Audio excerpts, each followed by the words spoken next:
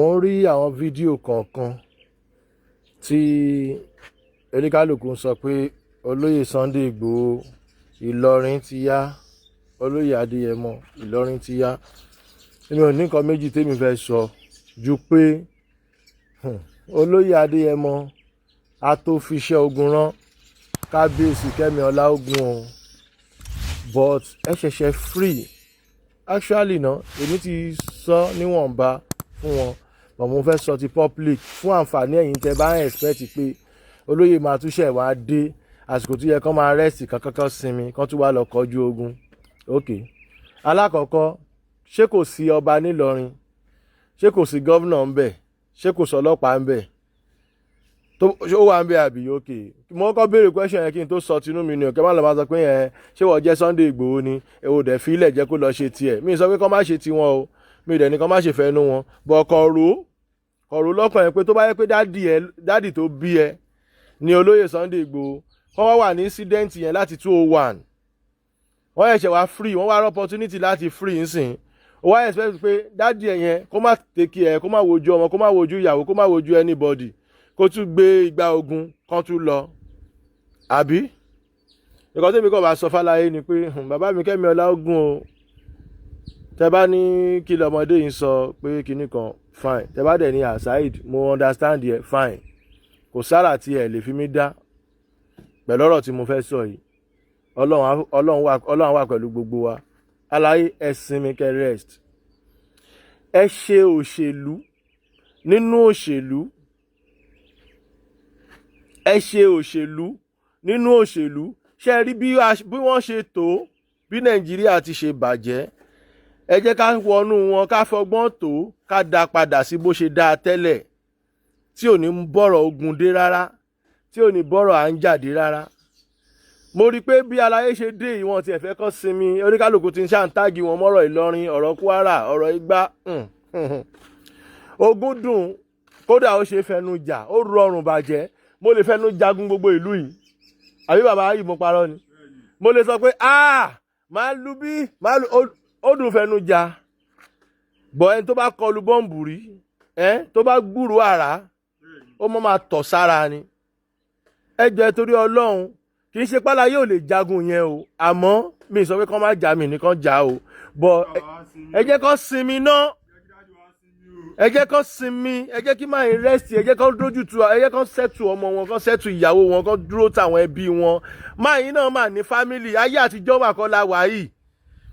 Ayé àtijọ́ lẹ máa gbọ́ pé ẹnìkan kan lọ jagun bì kan, ṣógun wá jẹ́ ráìsì àtẹ̀pà ni. Ẹ jẹ́ ká sinmi náà, àjagun, ẹ jẹ́ ká láyé ìsinmi. Ẹ ń jagun, ẹ ń ṣe gbákan, ẹ ń ṣàwo kan, ó ti ń lọ fà. Kò yé, ẹ jẹ́ kí oníkálùkù kọ́kọ́ sinmi náà. Aláyé lọ jagun, aláyé kìíní kan, ok, mo mọ̀, but ẹ jẹ́ kí aláyé jagun pé olóṣèlú báyìí ni kó wọlé, tá a lè bá sọ̀rọ̀, tá a lè gbọ́, tá a lè bá wa ṣe nǹkan tá a fẹ́, torí pé ẹ ti everything bọ́nú òṣèlú, ẹ dẹ̀ ti everything bọ́nú òfin. Torí nǹkan tẹ́ ń sọ fáláyé nìyẹn nígbà tá aláyé ò sí nílé, màmá reverse wọn, màmá ṣẹ́rí torí kí n lè free, kí n lo sòótọ́ ọ̀rọ̀, ló yẹ kí n learn how to be alone. Ẹ wo, màmá reverse nǹkan táwọn èèyàn ń sọ nípa aláyé, flashback, tẹ́ ẹ bá gbàgbé, wọ́n ní ìlú tó lọ́ba tó níjòyè, Sunday wá dìde, wọ́n wá náà fẹ́ jagun fún. Ẹ ti gbàgbé pé ní ìfẹ́ ràn wá lọ́wọ́ ni, àmọ́ ẹ wá fi ọgbọ́n sọ wọ́n di ọdẹ afifìlà pinrin láwọn àsìkò yẹn. Tẹ́ ẹ bá gbàgbé, ẹ fi ọgbọ́n, àwọn èèyàn máa ya wèrè gan lẹ́dà, wọ́n sì blame aláyé. Ẹni tẹ́ ẹ lè déwájú ẹ̀ kẹ́ sọ̀rọ̀, ẹni tẹ́ ẹ̀ ní boldness náà bí ẹ̀dá kó déwájú olóyè Sunday Igboho kó ṣe rándanrandan. Social media ló kún fọ́gbà wèrè. Ẹlòmíì gan tó bá rẹ́ni tí ò tó aláyé gan tó bá déwájú ẹ̀ gan wàá tọ̀ sára. Èmi kékeré eléré pa ẹ̀ gan òfin gbọ́dọ̀ déwájú ẹ̀ kó má ti mọ̀, kó má ti mì lè, kó wá jẹ́ pé olóyè lọ́hùn. Ó tiẹ̀ gbọ́dọ̀ rí àwọn àbúrò wọn gan kẹ́rù má tiẹ̀ tí ì bà ẹ́, tó rò mọ̀ pé tó bá fọ́ ẹ létí wọ́n á kàn fọ́ gbé ni, kò sí nǹkan tó máa tẹ̀yìn ẹ̀ wá.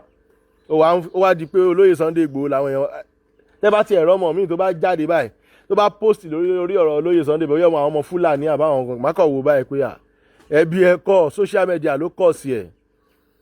Ẹni tó dẹ̀ ń sọ ń báyìí sìn, tí kan nínú àwọn ọmọọṣẹ́ ẹ̀ bá gbá ẹ ní etí, tó bá wọlẹ̀ wà dí àfọ̀ ẹ̀, but lórí ọ̀rọ̀ tó wà ńlẹ̀ ẹ jẹ́ ká láyé sinmi o, ẹ jẹ́ ká láyé rest. Nǹkan tèmi kọ̀ èmi ò sọ pé kán má jagun o, kán má sọ pé èwo ti ẹ̀ ń bẹ̀, èmi ò sọ pé kán jagun o. Mẹ́díà tó máa tẹ̀lé wọn lọ máa tẹ̀lé wọn lọ, eléyìí tí ò bá dẹ̀ tẹ̀lé wọn lọ náà kì í ṣagídí wọn ọ̀bẹ ẹ̀ṣẹ́. Bí mo yẹ jókòó sílé mi báyìí sì kò sọ ọlọ́pàá tó mú mi sí. Mo fẹ́ try lọ aláyé lẹ́nu ọjọ́ mẹ́ta ìgbà ìgbà tí mo rí pé ẹ wò wọ́n ń ṣiṣẹ́ níwájú ilé mi, aláyé náà dẹ̀ ni wọ́n sí ilé kí n kọ́ má kọ̀dà pé bí a mò ń disturb wọn kí mo fárí wọn. Èmi ò láì kí n máa inconvenient èèyàn, that is why tí mo ṣe jókòó ara mi jẹ́jẹ́. So hello, ẹ jẹ́ ká láyé ìsinmi, ẹ jẹ́ kó ní kálukú dúró lẹ́, ẹ jẹ́ ká fọgbọ́n tó, ẹ jẹ́ ká jókòó ìgbìmọ̀, ẹ jẹ́ ká jókòó ìlú. Báwo la ṣe fẹ́ ṣe kinní yìí, ọ̀nà wo la fẹ́ gbégbà tó máa fi rí bó ṣe yẹ kó rí. Tí wàá jẹ tí aláyé jagun ẹ wá. Aláyé part 2 lélẹ́yìí o, part 2 náà fẹ́ fi yín ṣe yìí. Part 2 yẹn dẹ̀ ní dádì gbà lọ́wọ́ ẹ̀ kò mọ́ lò ní kẹ́ fi everybody ṣe. Ọmọ ṣe tán ọmọ yọrùn ní kẹ́ fi ṣe o. Dádì mi ẹ má bínú o, mi tó fún yín ládvice o, bọ̀bí mi kọ́ ṣe ń gbọ́ everybody sọ̀rọ̀ Sunday Ìlọrin ti yá kọ́ Òṣogbo ti yá ni. Ìlọrin ló kọ́kọ́ ló yá. Abẹ́òkúta gan yá pàápàá. Ẹ tẹ́ máa fi kọ́ bọ́dì làwọn èèyàn láìkẹ́ ẹ̀ tán máa lò. Tó bá ti wá ń lò ẹ̀ tó bá ti wá ń ṣe lọ, wọ́n wá gbọ́n jù ẹ lọ nígbà tó bá ti jì sí kòtò. Nǹkan táwọn èèyàn láìkì nìyẹn. Tó bá ráwọn tó máa ń sọ pé tá pè wá ń gbà mí tàbí àwọn fẹ́ fólóyè Sunday Igboho advice, wọ́n á máa fún wa pé ká jíṣẹ́ fún wọn. Ọ̀rọ̀ òpònú rẹ̀ lómi àmà sọ màkàn máa wò pé ẹbí ẹ máa kọ̀ tí bá ń ṣe olóyè tó dá sọ́rọ̀ ìlú. Ṣé wọ̀nyí gan lè dúró wájú ẹ̀ kó náà fún wọn ládvice? Ẹbí ẹ kọ̀. Gbà tó yẹ pé gbogbo ọ̀pọ̀lọpọ̀ gan ẹ̀ mọ ẹni tó ń jẹ́ olóyè Sunday Igboho òun gan ẹ̀ mọ́. Ẹ ṣá kàn rí fọ́tò, fọ́tò lẹ́ ń rí àti ìlà ẹ̀kẹ́ àti ìdúró lẹ́ ń rí. Ẹ tẹ́ rò pé Sunday Igboho wo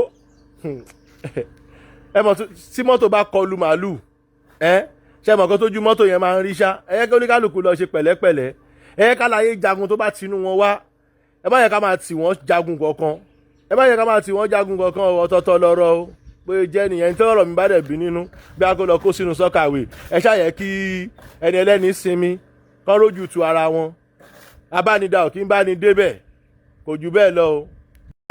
This is ODUA TV Watch. Don't forget to subscribe, comment your opinion, like, comment and share so that other people can get access to what you enjoy on our channel. Thank you.